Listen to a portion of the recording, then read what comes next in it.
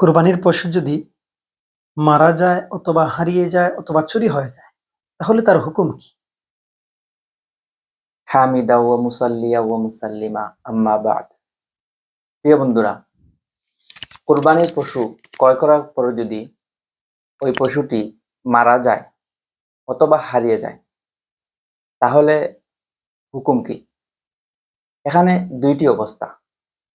কোরবানি দাতা যদি নেসাব পরিমাণ মালের মালিক থাকে তাহলে সেই ব্যক্তি আরেকটি পশু ক্রয় করে কোরবানি দিবে। আর যদি পশুটি হারার পর ওই ব্যক্তি নেসাব পরিমাণ মালের মালিক না থাকে তাহলে তার উপর আর কোরবানি দেওয়া ওয়াজিব নয়। আল্লাহু আ'লামু বিসসাওয়াব।